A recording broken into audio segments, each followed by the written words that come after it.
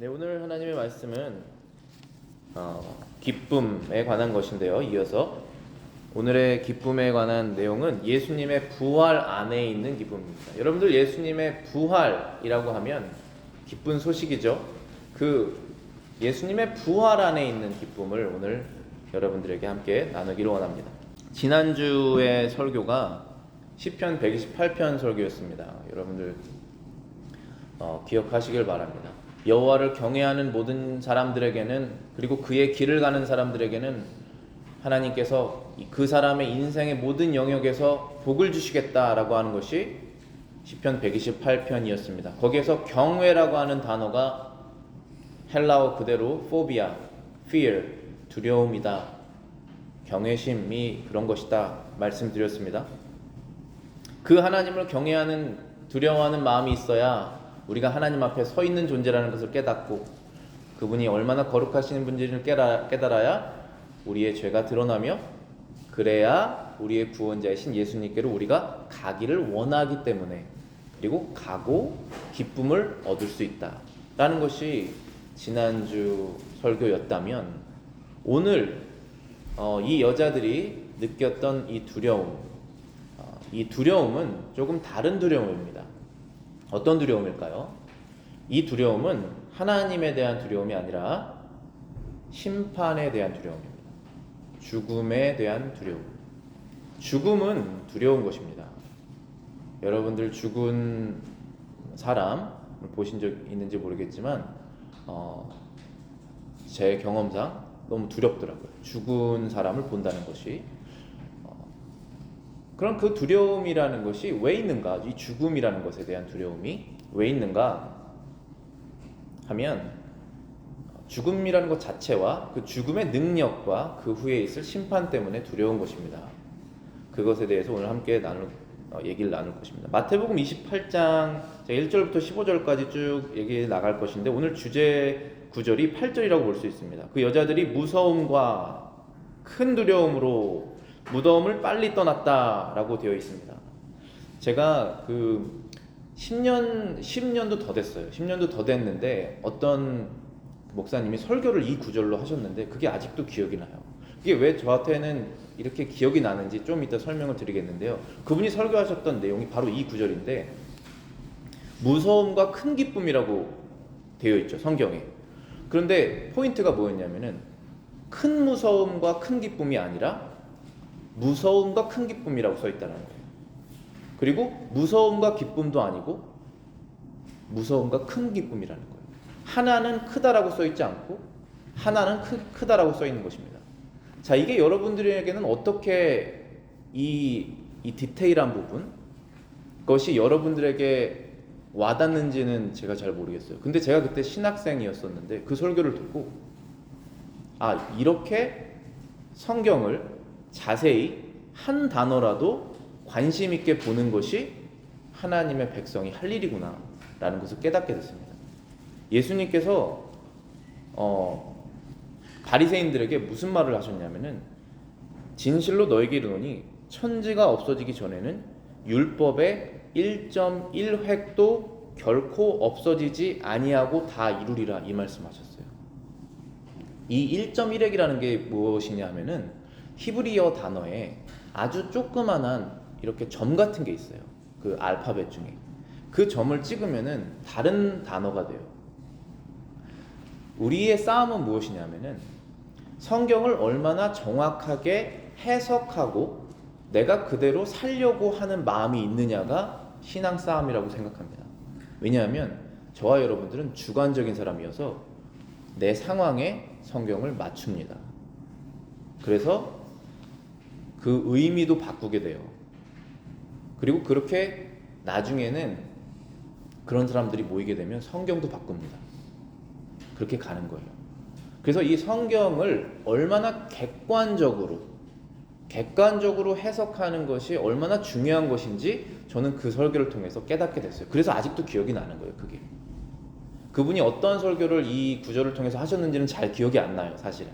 그런데 그 포인트, 여기에는 크다라는 말이 있고 여기에는 크다라는 것이 없다라고 한 그것을 브링업 하셨다는 그것을 제가 충격적으로 받아들였던 것 같아요. 그 전까지는 저는 주관적으로 성경을 바라봤던 사람이에요.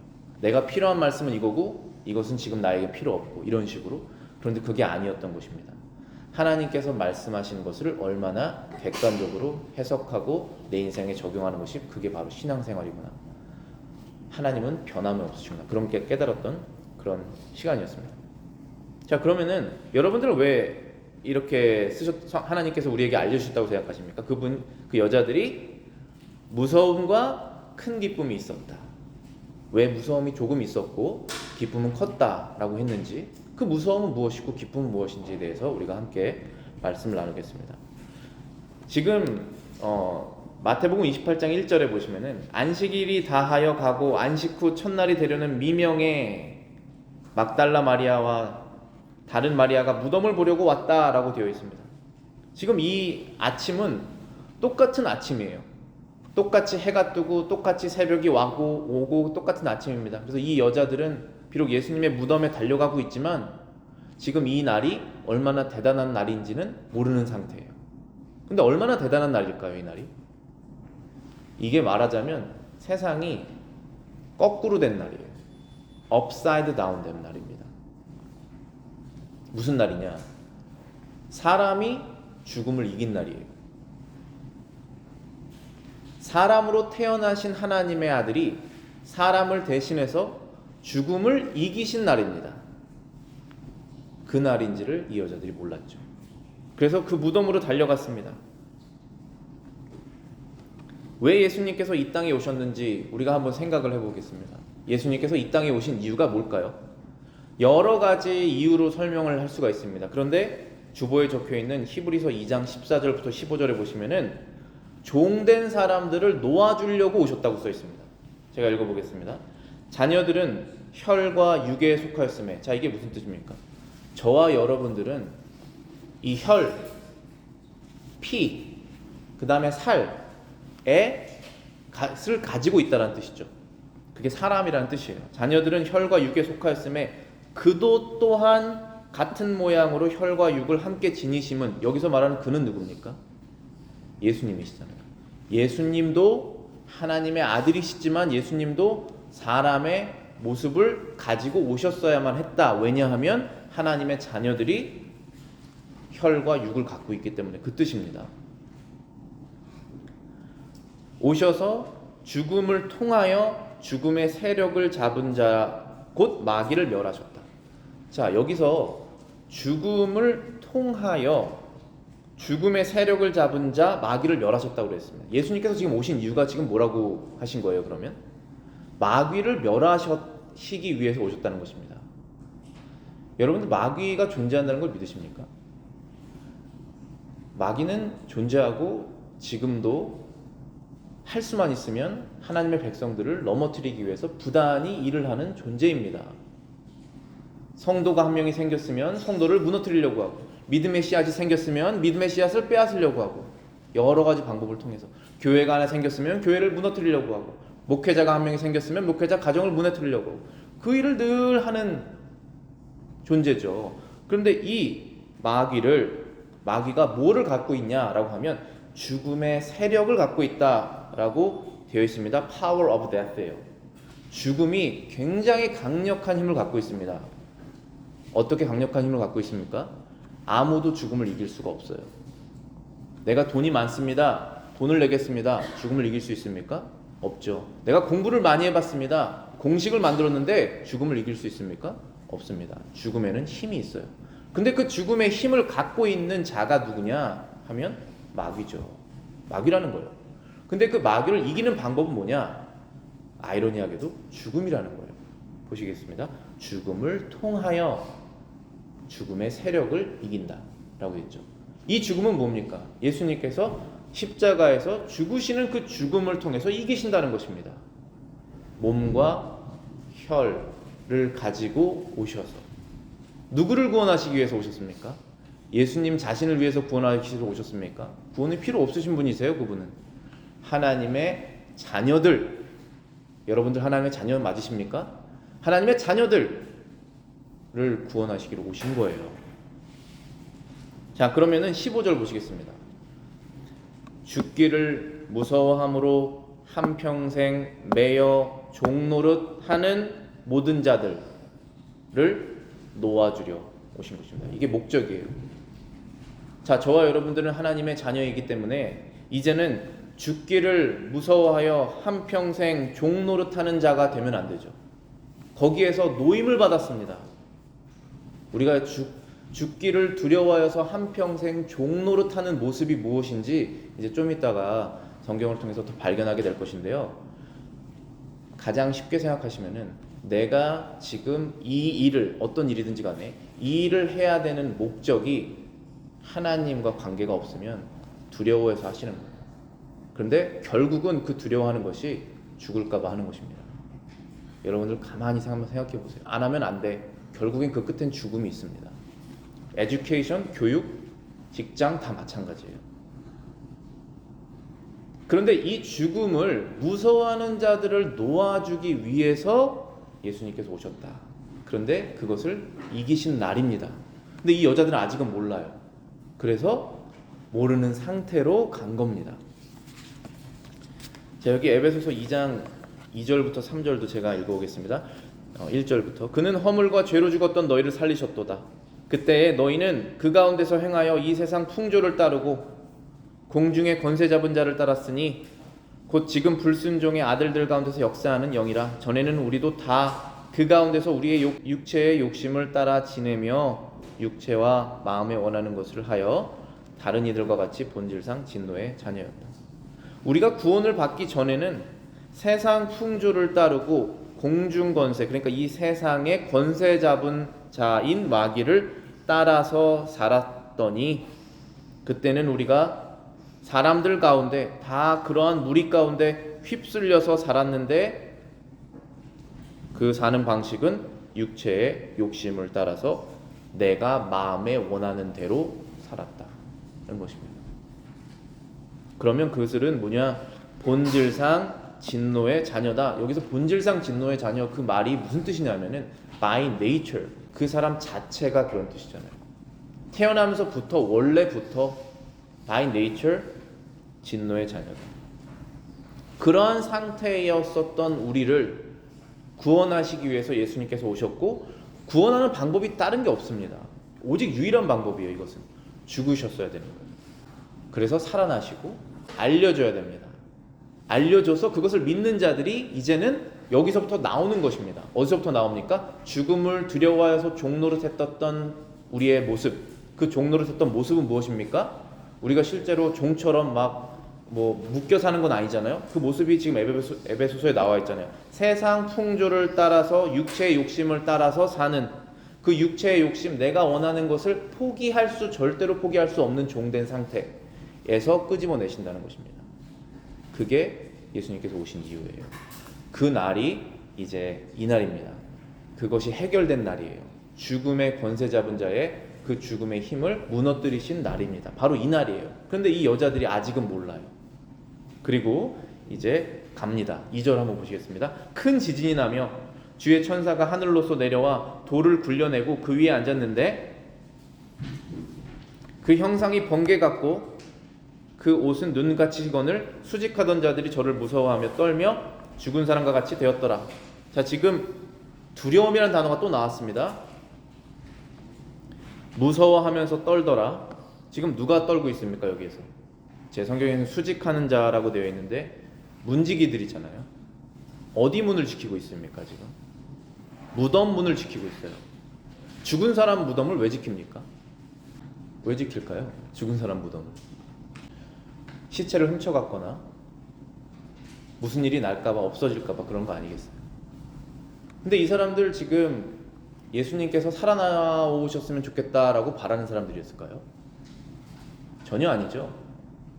혹시나 시체 없어지면 어떡하지? 이렇게 두려운 사람들이겠죠. 근데 이 사람들이 지금 천사를 봤습니다. 그리고 난 다음에 어떻게 됐습니까? 무서워하여 떨며 죽은 사람처럼 되었더라. 저와 여러분들이 천사를 보면 어떻게 될까요? 하나님의 천사, 하나님께서 보내시는, 실제로 가끔 눈으로 볼 수 있다라고 성경에 써 있는데 그 천사를 보는 일을 하나님께서 섭리 가운데 우리 인생 가운데 하신다면 우리는 어떻게 될까요? 두려워 떨며 엎드려서 죽은 사람처럼 되지 않겠습니까? 순간적으로 안 될 사람 없을 겁니다. 100%다 그렇게 될 거예요. 그런데 중요한 건 뭐냐면 이 천사가 그 사람에게 두려워하지 말아라 라고 말하는 사람이 있고 아무 말도 안 하는 사람이 있습니다. 간수들, 무덤을 지키는 자들에게 천사가 지금 무슨 말을 했을까요? 한번 성경에 찾아보세요. 두려워하지 말아라 라고 말한 부분이 있는지 한번 찾아보세요. 원래 천사는 성경에 나오면 항상 두려워하지 말아라 얘기하거든요. 모든 선지자들에게 다 그렇습니다. 그런데 이 간수들에게는 그 말을 하지 않아요. 두려워하지 말아라 라고 말하는 부분이 없습니다. 이 마태복음 28장에. 왜 그랬을까요? 그 말을 하지 않았습니다. 그 뜻은 무엇일까요? 두려워하라는 것입니다.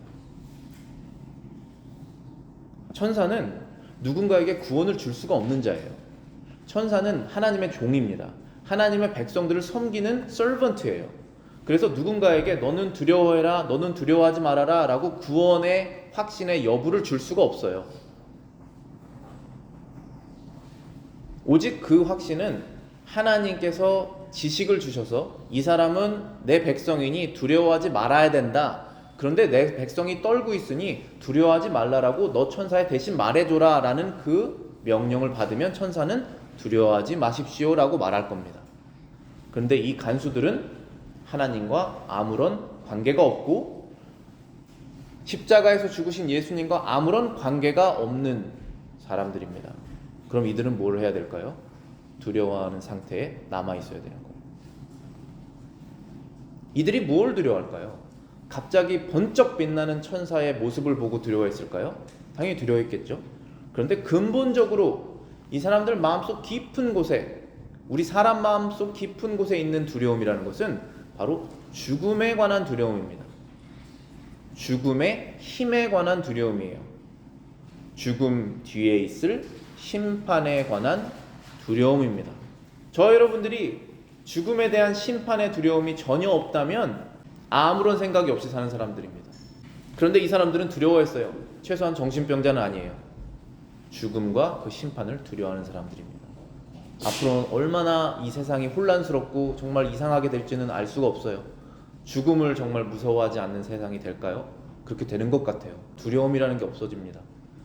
무서운 세상이 오겠죠. 그때는 히브리서 9장 27절에 한 번 죽는 것은 사람에게 정해진 것이요 그 후에는 심판이 있으리라.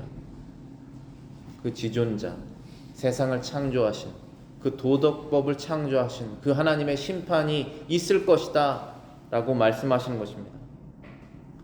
천사가 이 간수들에게 두려워하지 마십시오 라고 말하지 않는 이유는 만약에 그렇게 말했다면 그것은 거짓말이기 때문에 그래요. 거짓 평화. 거짓 평화 여러분들 잘 아시죠?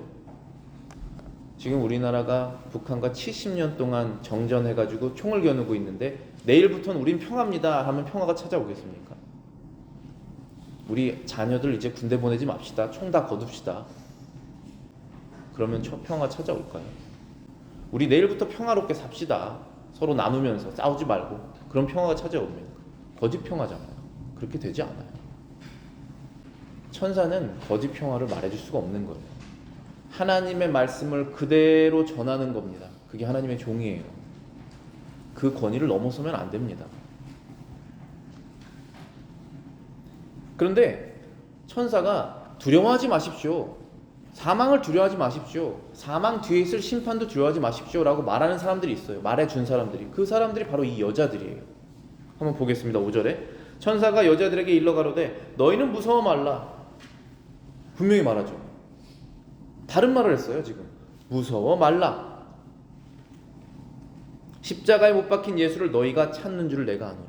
자, 이게 무슨 뜻이냐면 너희 여자들은 무서워하지 마십시오. 왜냐하면이라고 써 있는 거예요. 원문에는. 왜냐하면 내가 당신들이 십자가에 못 박힌 예수를 찾는 사람들인 것을 알기 때문에 두려워하지 마십시오. 너희들은 예수를 찾고 있다. 그리고 그것이 말로만 나온 것이 아니라 행동으로 나오잖아요. 지금 그 무덤에 달려가 있는 상태지 않습니까? 너희들 예수를 찾고 있구나. 간수들이랑은 다르구나. 간수들은 예수가 여기에서 나올까봐 막고 있는 사람들인데 너희는 예수를 찾고 있는 사람들이구나 말하잖아요. 그래서 두려워하지 말라라고 말한 것입니다. 그리고 6절에 소식을 말해주죠. 좋은 소식을. 그가 여기 계시지 않고 그의 말씀하시던 대로 살아나셨느니라. 와서 그의 누우셨던 곳을 보라. 예수님께서 살아나셨다. 예수님께서 살아나셨기 때문에 두려워하지 말라라는 것입니다. 만약에 예수님께서 죽으시지 않으셨다면, 심지어 하나님을 믿는 사람이라도, 나는 하나님을 믿습니다. 무엇을 믿으십니까? 이 세상을 창조하신 지존자가 있다라는 걸 믿습니다. 초월적인 존재가 있는 것을 믿습니다. 그러세요? 그러면 하나님이 나중에 세상을 심판하실 때 당신은 구원받았습니까? 네, 구원받았습니다. 왜 구원받으셨죠? 나는 하나님을 믿기 때문입니다. 존재함을 믿기 때문입니다. 그럼 당신의 죄는요? 여태까지 지은 죄는 어떻게 해결됩니까? 거기에서 막히는 거예요. 그러면 어떻게 돌아가야 됩니까? 없는 거로 칩시다. 하나님 그냥 없는 거로 살게요. 그렇게 할 수 없잖아요. 이미 깨달았기 때문에. 그러면서 구원자로 찾아가는 것입니다. 나를 위해서, 나의 죄를 위해서 죽으신 난 예수 그리스도, 그분의 대속 사역, 그분의 하신 일이 내 죄를 씻으신 것을 나는 믿습니다.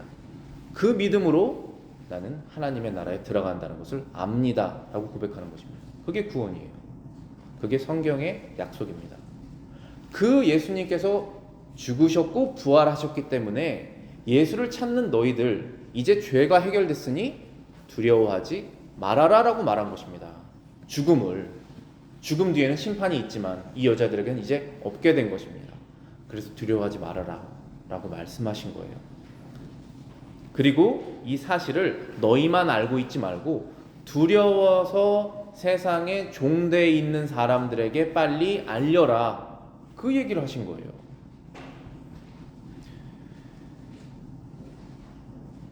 (7절입니다) 또 빨리 가서 그의 제자들에게 이르되 그가 죽은 자 가운데서 살아나셨고 너희보다 먼저 갈릴리로 가시나니 거기서 너희가 배우리라 하라. 보라, 내가 너희에게 일렀느니라 하시거늘. 예수님께서 부활하셨다라고 하는 이 사실은 얼마나 중요한 사실이냐면은 2000년 전에 살아계셨던 그 사람이 하나님의 아들이라는 것이 증명된 사건이에요. 로마서 1장 4절에 성결의 영으로는 죽은 자들 가운데서 부활하사 능력으로 하나님의 아들로 선포되셨다라고 되어 있습니다. 저와 여러분들이 그 예수님을 하나님의 아들이라고 믿는 이유는 그분이 부활하셨기 때문에 믿는 것입니다. 그렇지 않으면 믿을 수가 없는 거예요. 근데 성경에서 부활로 자신을 증명하셨다. 그러니 이 여자들이 지금 무엇을 말해야 됩니까? 부활하신 예수님, 우리가 그렇게 3년 동안 함께 생활했던 그 예수님이, 예수라고 하는 선생이라고 생각했던 그분이 하나님의 아들이시다라고 하는 그 사실을 너희가 알게 됐으니 사람들에게 알려줘라 라는 것입니다. 그래서 7절에 또 빨리 가서 그 제자들에게 이르되 그가 죽은 자 가운데서 살아나셨고 너희보다 먼저 갈릴리로 가시나니 너희가 배우리라 하라. 보라, 내가 너희에게 일렀느니라 라고 하나님께서 명령하신 그 일을 천사들이 합니다. 이 여자들에게. 그런데 이 여자들이 8절에 보면 두려움이 사라지지 않았다라고 써 있어요. 8절에 보시겠습니다. 그 여자들이 두려움과 큰 기쁨으로 무덤을 빨리 떠났다. 제자들에게 알게 하려고 다름질을 쳤다. 달려갔다. 근데 여기에 큰 기쁨이 있었다라고 되어 있습니다. 이 기쁨은 예수님이 살아나셨다는 사실을 알았기 때문에 기뻐한 거예요. 그런데 두려움도 있었다라고 되어 있죠. 여기에서 두려움은 뭘까요? 이 두려움은 이 여자들에게 필요가 없는 두려움이에요. 자, 저와 여러분들 마음속에 하나님을 두려워하는, 경외하는 마음이 있으시다면은 그것은 점점 커져야 돼요. 그것이 점점 커질수록 여러분의 삶에 참 기쁨, 정말로 사라지지 않는 기쁨, 여러분들이 세상에서 주는 그 기쁨도 있잖아요. 그것 말고 성령 안에서 느끼시는 그 기쁨, 누리시는 기쁨이 커져나갈 것입니다.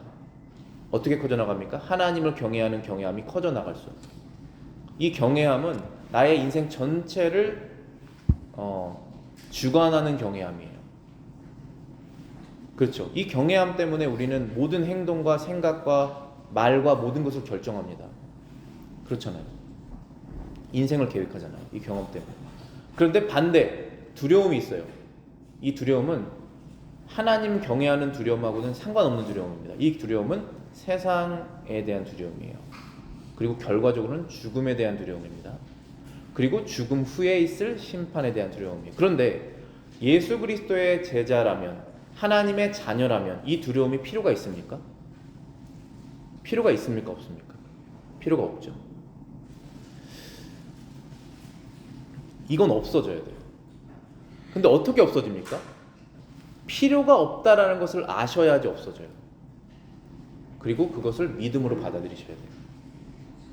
이것은 그냥 아는 것으로 없어지진 않지만 믿고 알고 그 다음에 없어지는 거예요. 그런데 믿으려고 할 때 마귀가 들어와요.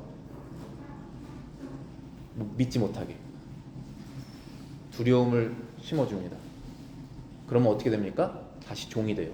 누구의 종이 됩니까? 하나님의 종이 될까요? 그렇지 않죠. 마귀의 종이 되는 것입니다. 마귀의 종 됐다고 묶여서 삽니까? 그렇지 않죠. 내가 원하는 것을 하게 되는 것이에요. 그렇잖아요. 에베소서 2장에서 분명히 말씀했잖아요. 그 공중고센 따라 달았던 사람들은 육체의 욕심을 따르고 자기 마음에 원하는 것을 했던 사람들이다라고 써 있잖아요. 두려움이 생기면 결국 내가 원하는 것을 하게 됩니다. 그러면서 허무하게 되고 진실한 기쁨은 사라지게 되는 거예요. 그러니 여기에서 우리에게 주시는 말씀은 세상에 대한 두려움은 없애고 하나님에 대한 두려움은 커져서 우리의 마음속에 있는 기쁨이 점점 더 커져야 된다라고 하는 것입니다. 그런데 이 여자들은 아직까지는 예수님을 지금 직접 못 만났기 때문에 예수님께서 부활하셨다고 하는 그 믿음이 작아요. 소망은 커요. 그렇지만 믿음이 작은 거예요. 그래서 두려움이 존재했습니다. 근데 예수님께서 또 말씀하세요. 두려워하지 말아라. 또 다시 말씀하십니다. 9절에 보시면은 예수께서 저희를 이 여자들을 만나신 거예요. 길에서. 그리고 만나서 가라사대 평안하뇨라고 해서 마치 퀘스천 마크처럼 돼 있는 것처럼 보이지만 원문에 보면 rejoice예요. 기뻐해라라고 하는 명령문이에요. 이 여자들에게 너희는 기뻐해라 이렇게 써 있어요. 그러니까 이 여자들에게 너희들 나 예수를 찾고 있었구나. 너희는 기뻐해라 이렇게 말씀하신 것입니다. 그런 다음에 여자들이 나아가 그 발을 붙잡고 경배했다. 예수님을 경배했다라는 것입니다. 그러면 그 기쁨이 이제 점점 더 커지겠죠. 저와 여러분들은 언제 기쁘십니까? 우리는 예수님을 경배할 때 기뻐요. 경배하지 않을 때 두렵습니다. 그리고 슬픔이 찾아와요. 이 여자들은 두려움이 이렇게 섞여 있었는데 예수님을 만나고 예수님께서 너희는 기뻐해야 되는 존재들이다. 기뻐해라. 그러고 난 다음에 두려워하지 말아라 했더니 그들이 그 두려움을 없애고 두려우면 예수님으로부터 도망가야겠죠. 근데 예수님께로 같이 가서 그 발을 붙잡고 경배했다는 것입니다. 그리고 그 기쁨이 커졌겠죠. 그리고 두려움은 없어졌을 것입니다. 그리고 10절에 보시겠습니다. 이에 예수께서 가라사대 무서워 말라. 가서 내 형제들에게 갈릴리로 가라 하라. 거기서 나를 보리라. 예수님께서 똑같은 말씀하셨어요. 무서워 말고 내 형제들에게 가라. 그리고 말해줘라. 여기에서 누구에게 말해주라고 그랬습니까? 내 형제들이라고 했어요. 저와 여러분들은 예수님의 형제입니까? 형제 자매 맞으십니까? 예수님께서 죽으신 사람들은 예수님의 brother and sisters예요. 형제예요. 그래서 원래 예수님께서 가지고 계셨던 하나님의 아들로서의 그 권리, 그 right을 우리도 share하는 것입니다.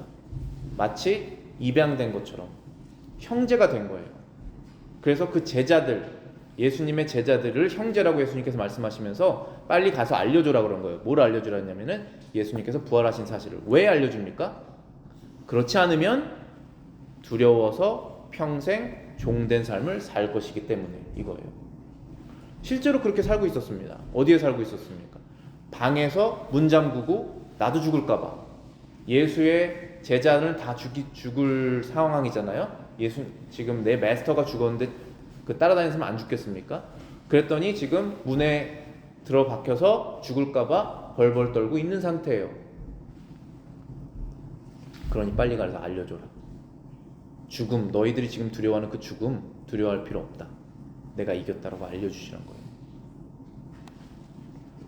요한복음 3장 16절 우리가 너무나 잘 아는 구절이죠. 하나님이 세상을 이처럼 사랑하사 독생자를 주셨으니 이는 그를 믿는 자마다 멸망하지 않고 영생, 죽지 않는다는 것입니다. 영생을 얻게 하심이니라.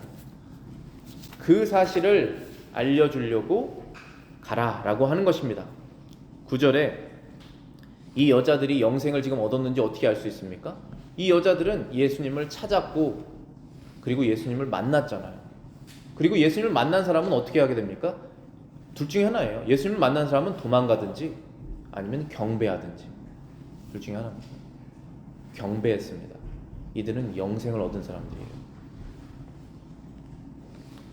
요한복음 17장 3절에 영생은 곧 유일하신 참 하나님과 그가 보내신 자 예수 그리스도를 아는 것이다. 왜 이렇게 조건을 두 개로 쓰셨을까요? 하나님을 아는 사람들이다 라고 말하지 않고 하나님과 그가 보내신 아들 예수 그리스도를 아는 자들이 영생을 얻는다라고 말씀하셨습니다. 그 이유는 죄가 해결되는 문제는 반드시 예수 그리스도와 관계가 있어야 되기 때문입니다. 죄가 해결되지 않으면 영생을 얻을 수가 없는 것이 정의입니다. 당연한 거예요. 그러나 우리는 당연하지 않게 은혜로 영생을 얻게 된 것입니다. 자, 그러면 여러분들 우리가 세상 살면서 세상에 종되어서 그 권세를 갖고 있는 마귀의 종된 모습으로 사는 우리의 모습에서 벗어나야 된다고 했는데 그 모습이 어떤 모습인지 우리가 헷갈릴 때가 있어요. 왜냐하면 아무도 종처럼 살고 있지는 않고 자기 마음대로 살고 있기 때문에 그렇잖아요. 어디 묶여있는 사람이 없지 않습니까? 그런데 오늘 이 말씀 바로 이어서 11절부터 15절을 하나님께서 기록하신 이유는 이 여자들과 반대적인 모습을 보여주기 위해서 기록하셨다고 저는 믿어요. 한번 보겠습니다. 이 모습들, 사람의 모습. 여자들이 갈새 파수꾼 중 몇이 성에 들어가 모든 된 일을 대제사장들에게 고하니 그들이 장로들과 함께 모여 의논하고 군병들에게 돈을 많이 주며 가로되 너희는 말하기를 그의 제자들이 밤에 와서 우리가 잘 때에 그를 도적질하였다 갔다 하라. 만일 이 말이 총독에게 들리면 우리가 권하여 너희로 근심되지 않게 하리라 하니 군병들이 돈을 받고 가르친 대로 하였으니 이 말이 오늘까지 유대인 가운데 두루 퍼지니라. 죽기를 무서워함으로 한평생 매여 종노릇하는 모든 사람들의 모습이 여기에 대변되어 있습니다. 이 지금 대제사장 그리고 장로들 그리고 무덤을 지켰던 사람들의 삶의 목적이 무엇입니까? 목숨을 보존하는 거예요. 자신의 직업이 없어지지 않기를 간절히 바라는 것입니다. 그럼 이들의 수단은 무엇입니까? 회의하는 겁니다. 회의해서 결과가 뭡니까? 회개하고 하나님께로 돌아가자, 부활하신 예수를 믿자, 이렇게 내가 나갑니까? 그분의 발을 붙잡고 섬기자, 무슨 일이든지 그분께서 원하시는 일을 하자, 이 결과로 갑니까? 그렇지 않죠. 결과가 무엇입니까? 뇌물, 거짓말, 돈으로 해결, 이거예요. 이 세상이 이렇게 무섭습니다. 이 세상에서 믿음을 지키지 않고 예수 그리스도 안에서 내가 구원받았다는 사실을 잊고 그분을 경배하는 마음이 사라지게 되면 여기로 돌아가는 거예요. 그런데 예수님께서 하시는 말씀이 너희가 구원받았으니 옛 모습으로 돌아가지 말아라.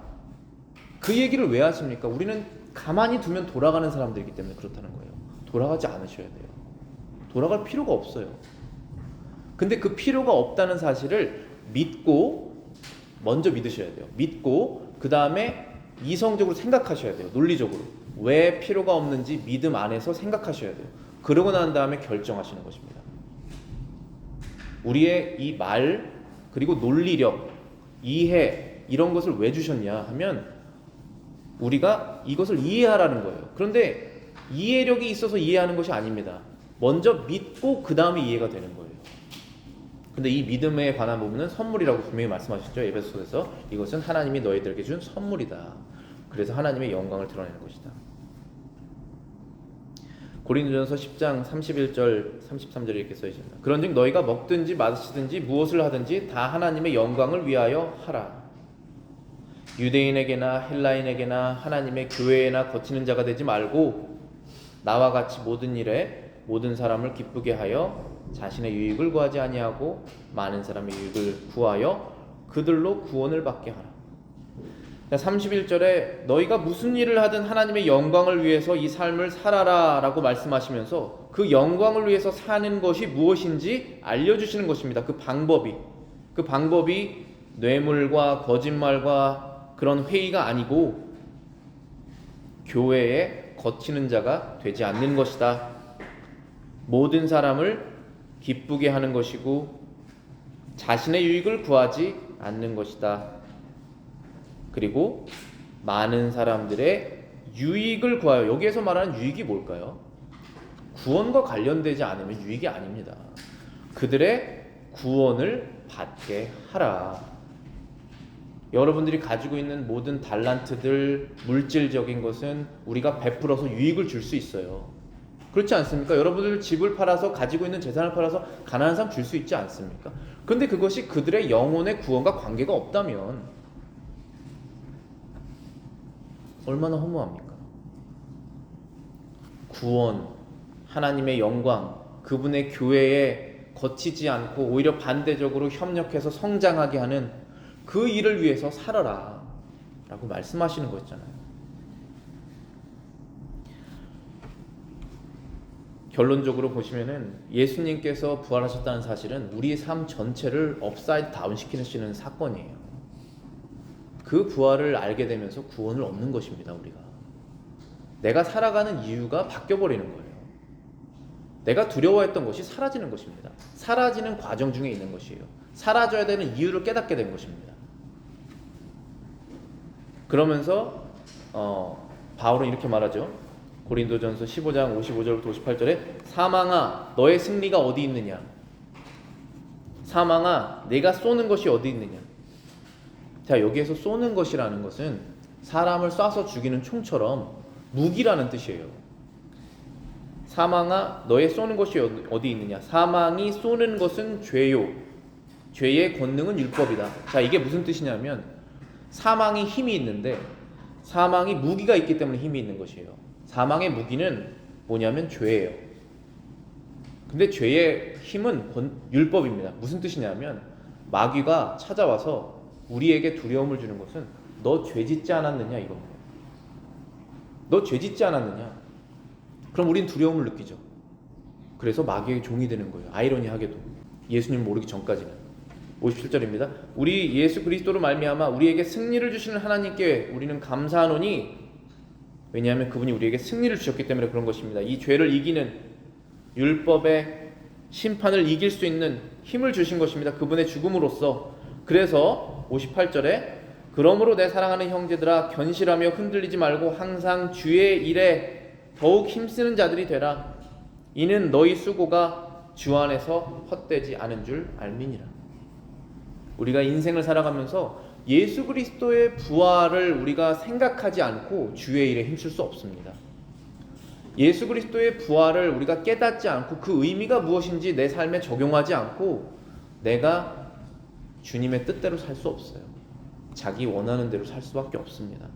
그래서 저와 여러분들이 흔들리고 견실하며 흔들리지 말라고 그랬는데 견실하지 못하고 흔들리고 주의 일에 더욱 힘쓰라고 그랬는데 주의 일에 더욱 힘쓰지 않고 힘이 빠지는 그런 상태가 됐다면은 우리는 예수 그리스도께서 우리를 위해서 부활하셨다는 사실을 우리는 기억해야 돼요. 그러면 다시 견실하고 흔들리지 않고 주의 일에 힘을 쓰는, 그래서 헛된 삶을 살지 않는, 결국은 주님을 위해서 한 일만 카운트가 될 겁니다. 영생 동안 여러분의 다시는 상급에. 기도하겠습니다.